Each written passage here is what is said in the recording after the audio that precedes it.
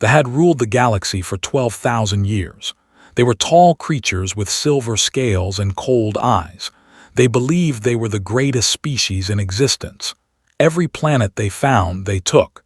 Every species they met, they conquered. This was the natural order of things, or so they believed.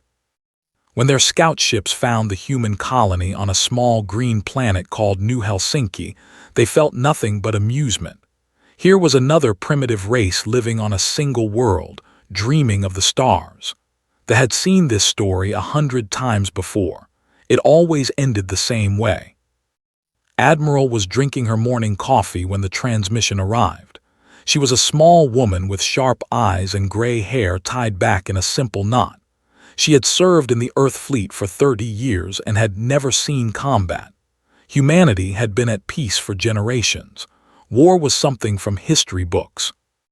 The message was short: surrender all territories, accept rule. Resistance will result in cleansing. There was no greeting, no negotiation, just demands. Sent back a polite refusal. Humanity wished for peace and friendship, she explained. Perhaps they could discuss terms. Perhaps they could find common ground. The response came 3 days later. It was not words, it was fire. New Helsinki had 40,000 people. Families, children, scientists, farmers, dreamers who had traveled across the stars to build a new home. The fleet arrived without warning. Their weapons turned the sky white. Buildings melted. Forests burned. People ran, but there was nowhere to run.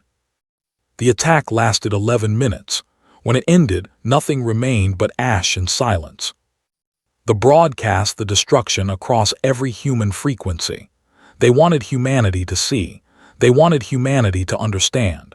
This is what happens to those who refuse us. This is your future if you do not submit. Admiral watched the footage in the command center of her flagship. Around her, officers stood frozen. Some were crying. Some were shaking with rage. The room smelled of fear and disbelief. Commander stood beside her. He was a young man, barely 40, with a calm face that hid deep emotions. He had family on New Helsinki, a sister, 2 nephews. He would never see them again. When the footage ended, silence filled the room. No one knew what to say. No one knew what to do. For the first time in centuries, humanity faced an enemy that wanted them dead. Spoke first. Her voice was quiet but steady. They think this will make us surrender. Looked at her, his eyes were red but dry. Will it? No, turned to face her crew. Contact Earth Command. Tell them what happened. Tell them we are done being peaceful. The message reached Earth 6 hours later. Within 12 hours, every human government had declared a state of emergency. Within 24 hours, the United Earth Council had voted unanimously for war. Within 72 hours, humanity began to transform. Research stations that had studied plants and stars now studied weapons and shields.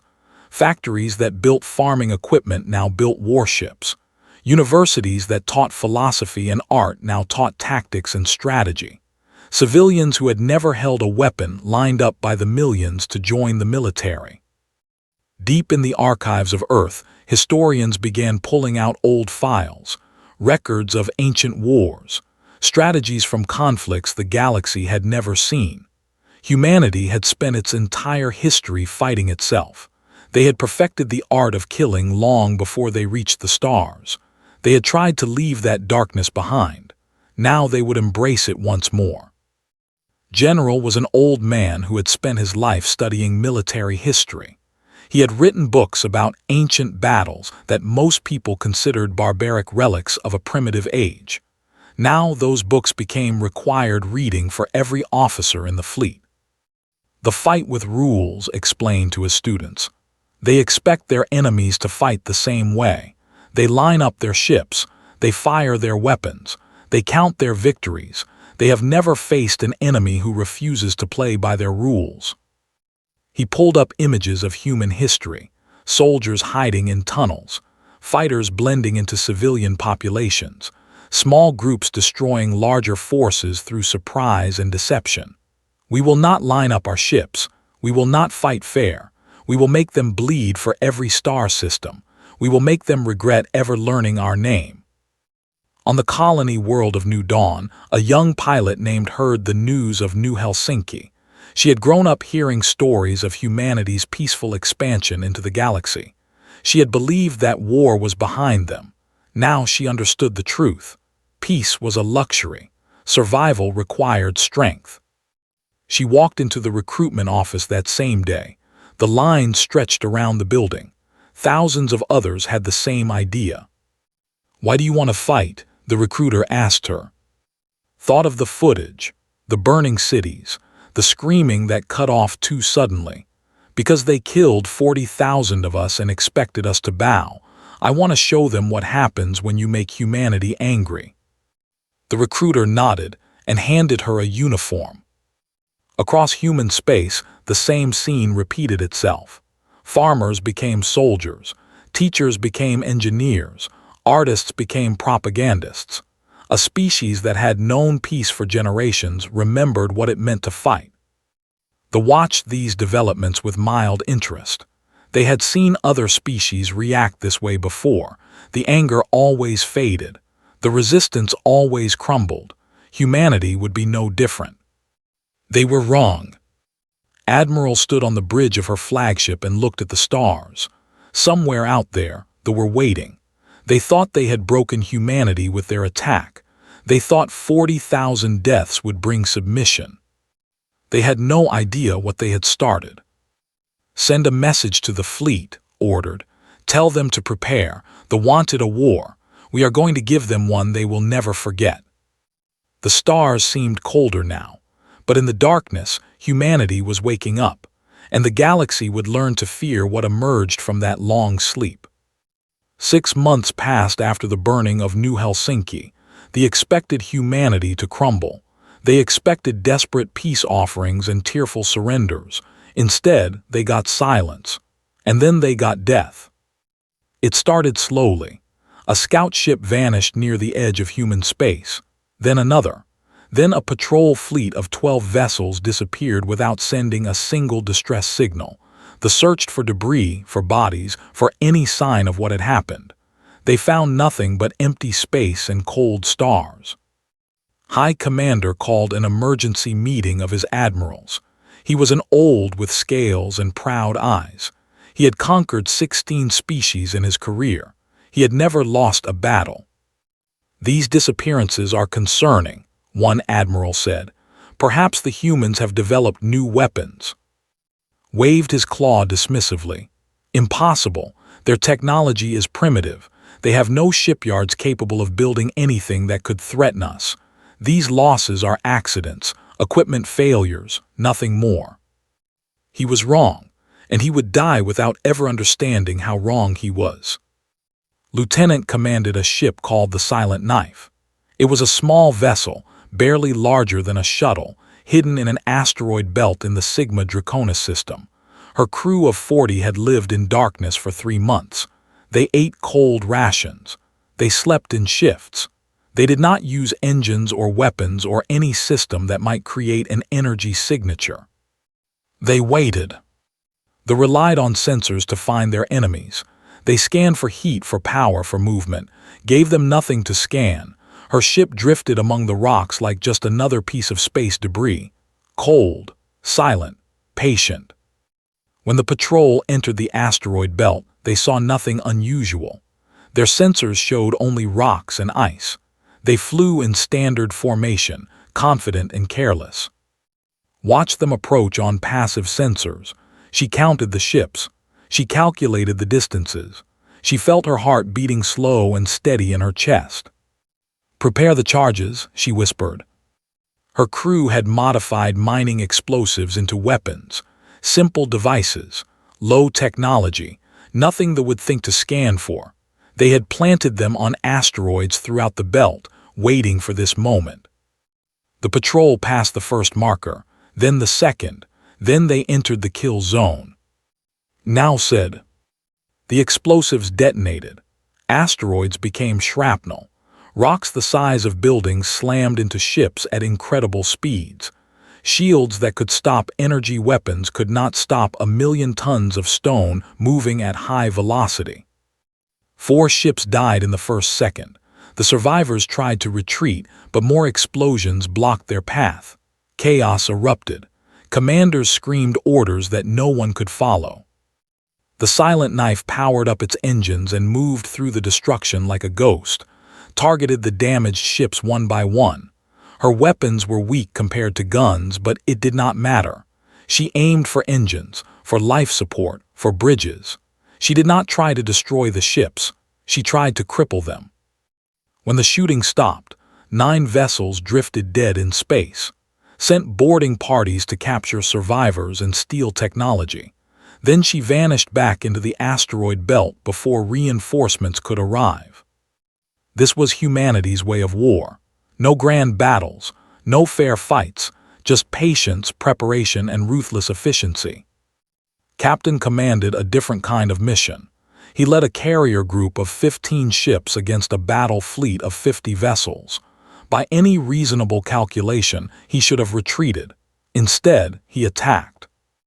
The commander was confused by this behavior. Why would such a small force engage a superior enemy?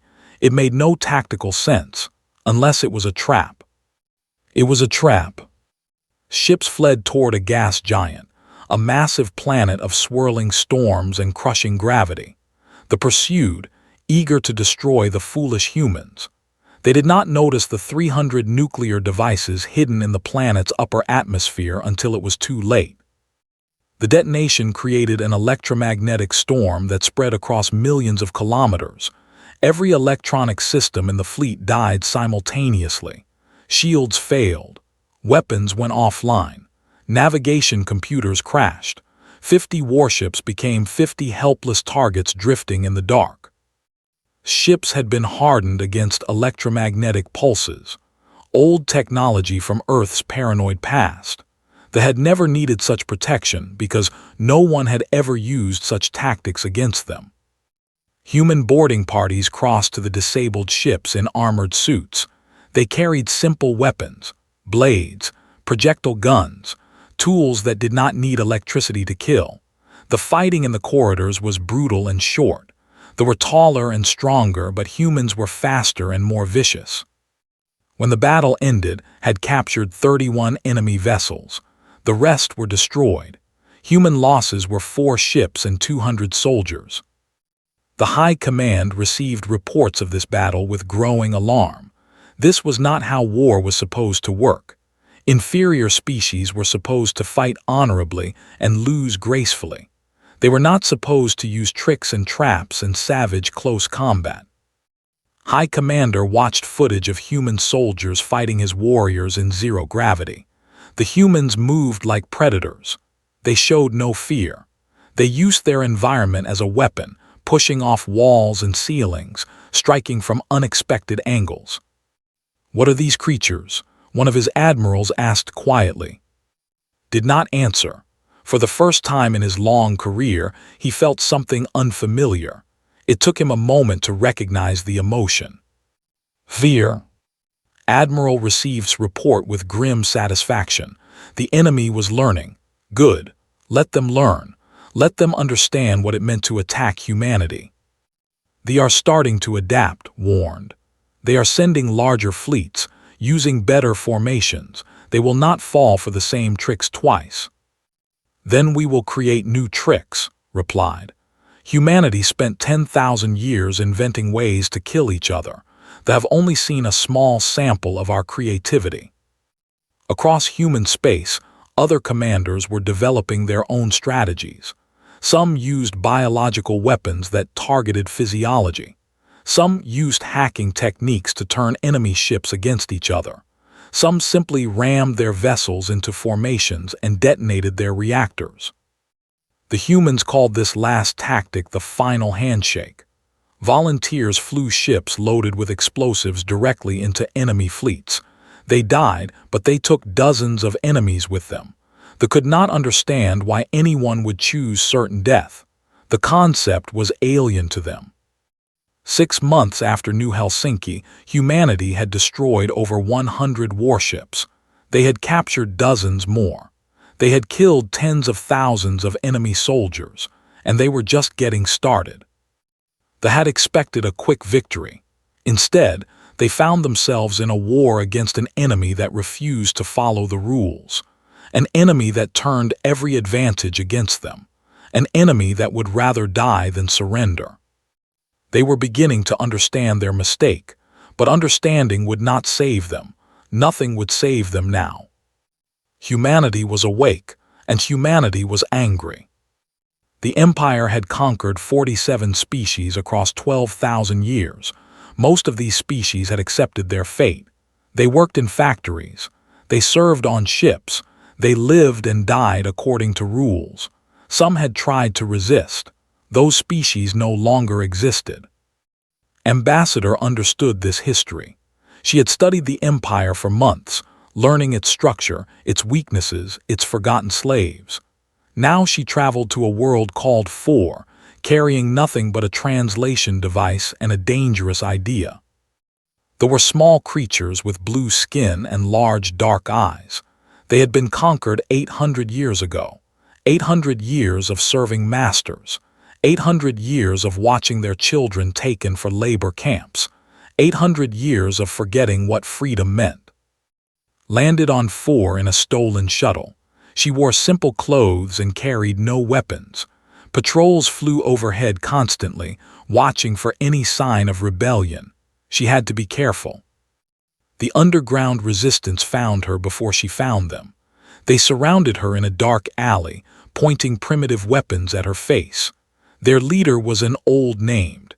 His eyes held the tired anger of someone who had fought too long without hope. "You are human," said. "Why are you here? They will kill you." Smiled calmly. "They have been trying to kill us for 6 months. They are not very good at it." She activated her translation device and projected images into the air. Images of burning ships. Images of captured enemy soldiers. Images of human flags flying over conquered stations. "We have destroyed over 100 of their warships," said. "We have killed tens of thousands of their soldiers. We have taken back 3 star systems they claimed as their own." They stared at the images with disbelief. For 800 years, they had been told they were invincible. They had believed it because they had never seen evidence otherwise. "Impossible," whispered. "No one defeats them." "We are not trying to defeat them," replied. "We are trying to make them pay for every centimeter they take from us. We are trying to show the galaxy that they can bleed." She paused. "And we want to help you do the same." The meeting lasted 3 hours. Explained humanity's plan. They were not strong enough to defeat the alone. No single species was. But together, the conquered peoples of the galaxy could become a force they had never faced. "We will give you weapons," promised. "We will give you training.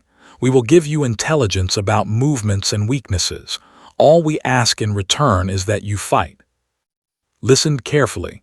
When finished, he sat in silence for a long moment. Finally, he spoke. "For 800 years, my people have dreamed of freedom. We thought it was impossible. We thought we would die as slaves just as our parents died, just as their parents died." He looked at with new light in his old eyes. "You have shown us that they are not gods. They are just conquerors, and conquerors can be conquered." He extended his small blue hand, took it. "We will fight," said. "Tell us what to do." His mission to Four was just the beginning. Over the following months, human ambassadors traveled to dozens of conquered worlds. They carried the same message everywhere. "They can be beaten. Join us." There were massive creatures, 3 meters tall with 4 arms and thick gray hide. They had been enslaved for their strength, forced to work in construction yards. When human agents showed them footage of ships burning, they wept with joy. They pledged their industrial skills to the rebellion. They were small and fragile, but their minds held knowledge they had tried to suppress for centuries. They were masters of biology and chemistry. They knew how to create medicines that healed and poisons that killed. They joined the alliance with quiet determination. There were warriors who had been defeated 5,000 years ago. They had broken their armies and scattered their people across 100 worlds, but they had never broken the spirit. When human soldiers arrived offering weapons and revenge, they were ready. General coordinated the growing alliance from a hidden base in the cloud, far from sensors. His staff had grown from a dozen officers to several hundred.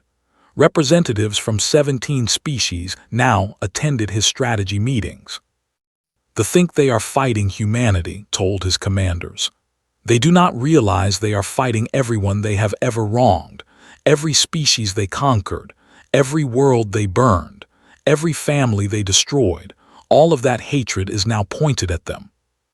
The Alliance began launching coordinated attacks across the galaxy. While human fleets struck at military targets, saboteurs destroyed supply lines. Workers crippled shipyards from the inside. Scientists created biological agents that made soldiers sick without affecting other species. The High Command could not understand what was happening. Their empire was crumbling from within. Slaves they had controlled for were suddenly rising up. Facilities they had considered secure were exploding. Their own conquered peoples were killing them. High Commander demanded explanations. His intelligence officers had no answers. The rebellion seemed to come from everywhere at once. Every time they crushed one cell, 3 more appeared. The humans are behind this, realized. They are organizing our slaves against us. He was right, but the knowledge did not help him. The alliance was too large now, too spread out, too motivated by centuries of hatred. Even if humanity vanished tomorrow, the rebellion would continue. Admiral received reports of the Alliance's progress with growing hope. For the first time since New Helsinki, she allowed herself to believe they might actually win. They ruled through fear, she told. They made their slaves believe resistance was impossible. We showed them it was not. Now they are fighting for themselves. And for us, added. No, said, they are fighting for freedom, we just gave them the opportunity. She looked at the star map, showing the positions of Allied forces across the galaxy. They created their own destruction. They conquered too many. They oppressed too cruelly. They made too many enemies. And now those enemies are united. Yes, nodded slowly. Now those enemies are united, and they will learn what it means to face a galaxy that wants them gone. Sent her final report from 4 before moving to her next mission. The uprising had begun. Garrisons were under attack across the planet. Blue-skinned rebels flew captured ships into battle, screaming war cries that had not been heard for 800 years. Freedom, it turned out, was contagious, and they had no cure. 2 years had passed since New Helsinki. The empire was bleeding from 1,000 wounds. Rebellions burned across their territory. Their fleets were stretched thin trying to suppress uprisings while fighting human attacks. For the first time in 12,000 years, they faced the possibility of defeat. But they were not defeated yet. Their prime remained untouched. Their greatest shipyard orbited that world, producing new warships faster than the Alliance could destroy them. As long as that shipyard survived, they could rebuild. They could recover. They could win. Admiral knew this. She had studied the reports. She had run the calculations. The war could continue for another decade if the shipyard remained operational. Millions more would die, perhaps billions. She could not allow that. We need to destroy Prime's shipyard, she announced at the strategy meeting. Without it, they cannot replace their losses. The war ends within months. General frowned. The shipyard is the most heavily defended location in the galaxy. 300 warships guarded at all times. The approach lanes are filled with weapons platforms and sensor nets. Any attacking fleet would be destroyed long before reaching its target. I know, said. That is why we will not use a conventional attack. She activated the holographic display. An image appeared of a small, streamlined ship. It looked almost fragile compared to the massive warships around it. Engineer has developed a new type of engine, explained. She calls it the Spite Drive. It can accelerate a ship to 40% of light speed. The room went silent. Everyone understood what that meant. At such velocity, a ship became a weapon. The kinetic energy of impact would be catastrophic. Nothing could stop it. Nothing could survive being hit by it. The ships cannot be steered at that speed, continued.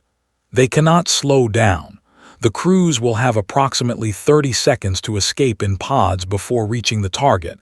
Most will not make it. You are asking for suicide volunteers, said quietly. Yes, his voice was steady. I am asking for people willing to die to end this war. The room was silent for a long moment. Then Commander spoke. I will command the mission, he said. I lost my family at New Helsinki. Let me finish what they started. Others volunteered, pilots, engineers, soldiers, men and women who had lost loved ones to attacks, people who had watched their homes burn, people who wanted revenge and were willing to pay any price for it. Briefed the volunteers on her spite drives. She was a small woman with tired eyes and oil-stained hands. She had worked without sleep for months to make this weapon possible. The drives are simple, she explained. One burn, maximum acceleration. You will reach target velocity in approximately 4 minutes. After that, the engines will be destroyed by the heat. You will be traveling too fast to change course. What happens when we hit? One volunteer asked. Paused. The energy release will be approximately equivalent to, well, imagine a small star being born and dying in the same instant. Nothing within 10,000 kilometers will survive. The volunteers nodded. They understood. They accepted. The attack began 3 weeks later. 12 ships, each carrying a crew of 50 volunteers, launched from hidden positions across the galaxy. They traveled separately, using different routes, timing their arrivals to coincide. They detected them too late. Their sensors saw 12 small ships approaching at impossible speeds. They fired weapons, but projectiles that could destroy ordinary ships simply vaporized against the spite drive vessel's momentum. They launched interceptors, but nothing could catch ships moving at 40% of light speed. Watched the shipyard growing larger on his screen. He had already sent most of his crew to the escape pods. Only a skeleton team remained to make final course corrections. 20 seconds to impact, the navigator reported. Escape pods launching now. Did not move toward the pods. He had never intended to survive. This was his answer to New Helsinki, his tribute to his sister and her children. 10 seconds. He thought of them. He thought of the 40,000 who had died. He thought of the millions more who had died since. And he thought of the billions who would live because of what happened in the next few moments. 5 seconds. For humanity, he whispered. The impact was visible from planets 3 systems away. The shipyard, the greatest construction in their empire's history, ceased to exist in a flash of light brighter than their sun. Secondary explosions rippled outward as weapons platforms and defense stations were caught in the blast wave. 9 of the 12 ships hit their targets. The other 3 were destroyed by last-second defensive fire. Of the 600 volunteers who had launched the attack, 47 survived in escape pods, was not among them. The High Council watched the destruction from their bunker on Prime. They had felt the ground shake from impacts in orbit. They had seen the sky light up with artificial dawn. What manner of beings are these? One council member asked. His voice trembled. Who destroys themselves to destroy their enemy? Humans, another answered. They call it sacrifice. They consider it honorable. It is madness. Perhaps, but it is effective madness. The council sat in silence. For 12,000 years, they had conquered through superior technology and overwhelming force. They had never faced an enemy willing to die rather than surrender. They did not know how to fight such creatures. Admiral received the mission report 12 hours later. She read the casualty list in silence. 553 dead. His name was near the top. She had ordered this mission. She had sent these people to their deaths. The weight of that decision would stay with her forever. But the shipyard was gone. They could not rebuild. The war had turned. Now promoted to captain, stood beside as she read the reports. They won, said quietly. They ended the war. Not ended, corrected, decided. There will be more fighting, more deaths, but the outcome is certain now. She looked at the star map. Territory was shrinking daily as Allied forces pushed inward. They cannot recover from this. What happens when we win? What happens to the... Considered the question. They burned New Helsinki. They have murdered billions across thousands of years. They have enslaved entire species. Her eyes hardened.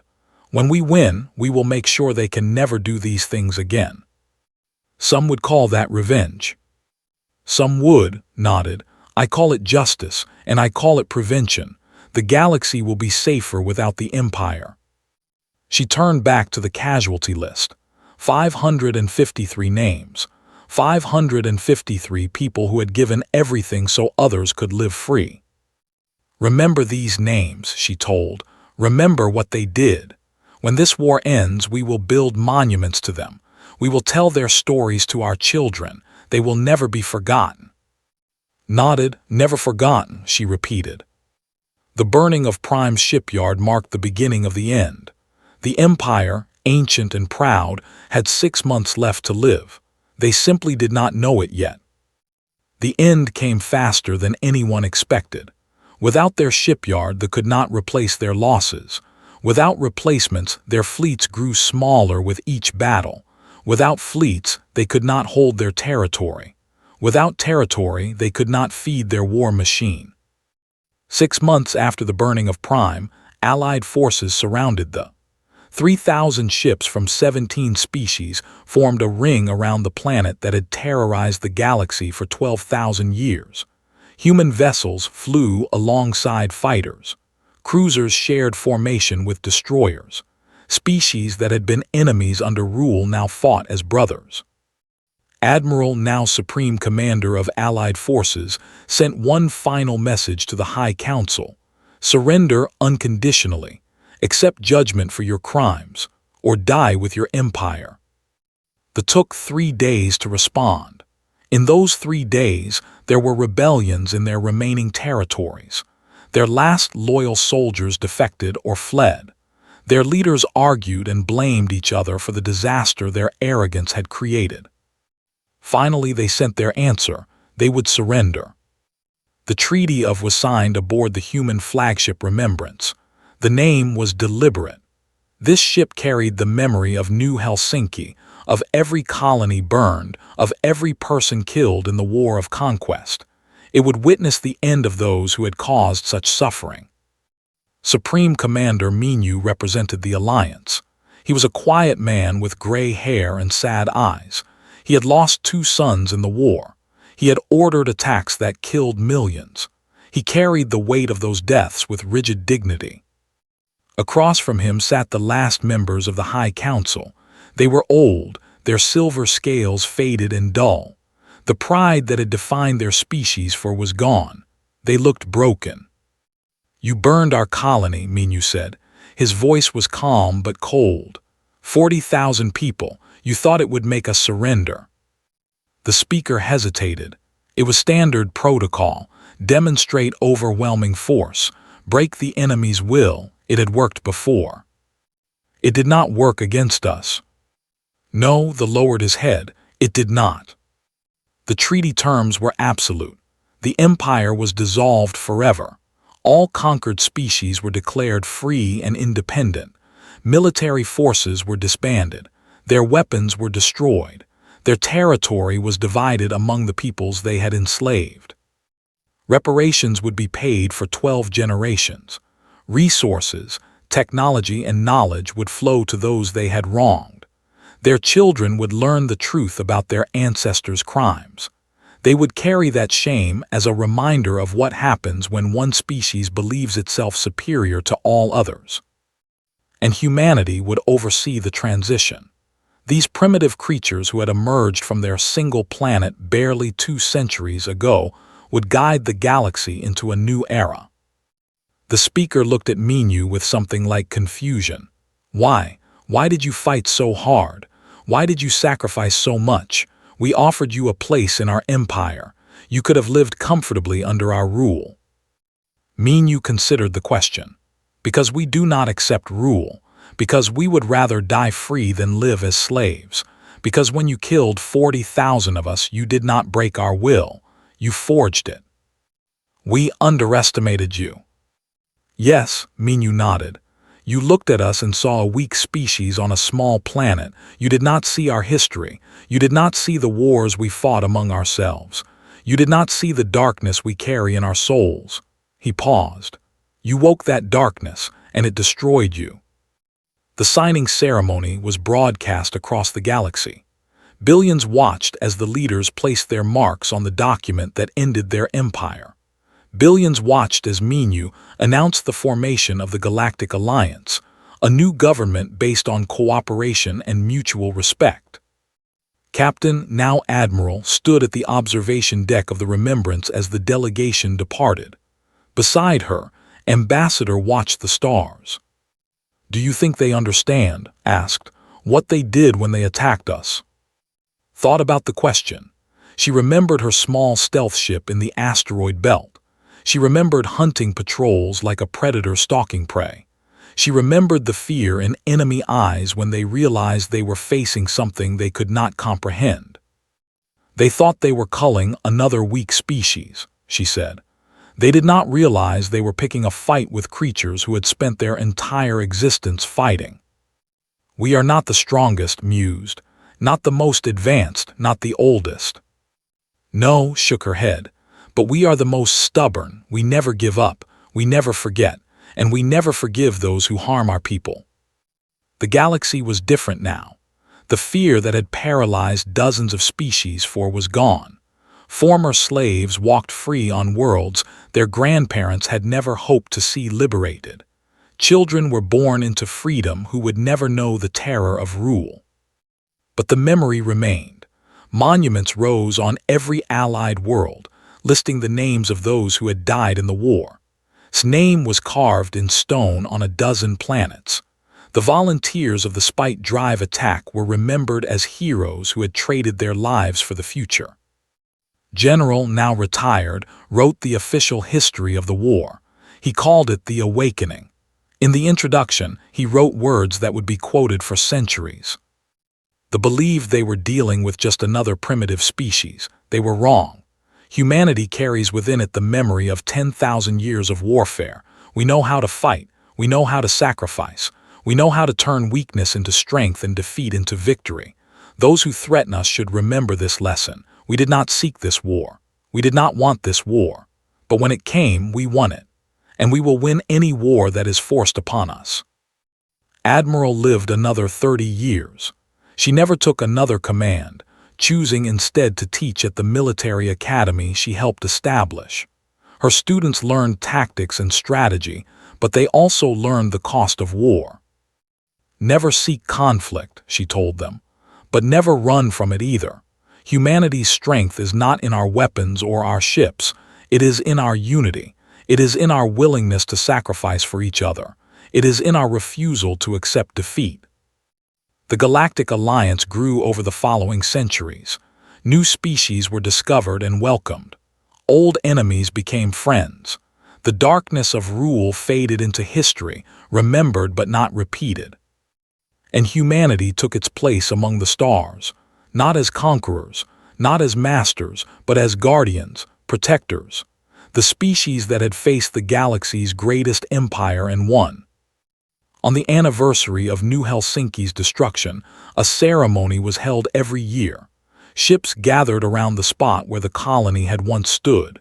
Names were read, tears were shed, and a simple message was broadcast to the galaxy. We came in peace. We asked for nothing but a place among the stars. You answered with fire and death. So we gave you fire and death in return. Remember this. Remember that humanity does not start fights, but we finish them, always.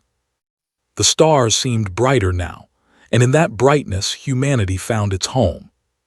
The war was over. The galaxy had changed. And those who had chosen to fight humanity had learned a lesson written in fire and blood. Some species should not be challenged.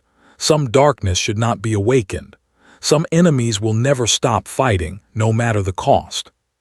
Humanity was that enemy, and the galaxy would never forget.